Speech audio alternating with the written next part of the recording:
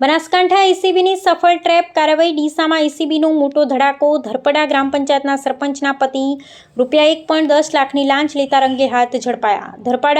ધરપડા ગ્રામ પંચાયતના સરપંચના પતિ ₹1.10 લાખની લાંચ લેતા રંગે હાથ ઝડપાયા। બનાસકાંઠા એન્ટી કરપ્શન બ્યુરો દ્વારા સફળ ટ્રેપ કાર્યવાહી હાથ ધરી ડીસા તાલુકા ધરપડા ગ્રામ પંચાયત વિસ્તારમાં સરપંચના પતિ વધુજી સુરાજી સોલંકીને ₹1,10,000ની લાંચ લેતા રંગે હાથ ઝડપી પાડવામાં આવ્યા છે। મળતી માહિતી મુજબ ફરિયાદીને ધરપડા ગ્રામ પંચાયત વિસ્તારમાં માટીની જરૂરિયાત હોવાથી તેમણે ગ્રામ પંચાયતનો સંપર્ક કર્યો હતો। ગ્રામ પંચાયત દ્વારા સિંચાઈ વિભાગને માટી ઉપાડવા માટે ઠરાવ કરી અરજી કરવામાં આવી હતી। આ કામગીરી દરમિયાન સરપંચના પતિ વધુજી સુરાજી સોલંકીએ ફરિયાદી પાસેથી કામ કરી આપવા બદલ ગેરકાયદેસર ₹1,10,000ની લાંચની માંગણી કરી હતી। લાંચ આપવા ઈચ્છા ન ધરાવતા ફરિયાદીએ બનાસકાંઠા એસીબી કચેરીનો સંપર્ક કરી ફરિયાદ નોંધાવી હતી।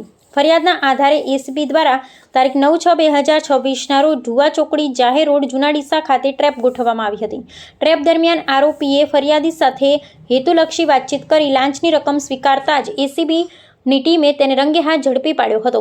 આ કાર્યવાહીથી વિસ્તારમાં ભારે ચકચાર મચી ગઈ છે। આ સમગ્ર ટ્રેપ કાર્યવાહી Shri B J Joshi police inspector Banaskantha ACB police station પાલનપુરના માર્ગદર્શન હેઠળ હાથ ધરવામાં આવી હતી, જ્યારે શ્રી KH ગોહિલ મદદનીશ નિયામક એસીબી બોર્ડર એકમ ભુજ તથા શ્રી બલદેવસિંહ વાઘેલા નાયબ નિયામક એસીબી રાજકોટ એકમની દેખરેખ હેઠળ કામગીરી સફળતાપૂર્વક પૂર્ણ કરવામાં આવી હતી। હાલ એસીબી દ્વારા આરોપી વિરુદ્ધ કાયદેસરની કાર્યવાહી હાથ ધરી વધુ તપાસ શરૂ કરવામાં આવી છે।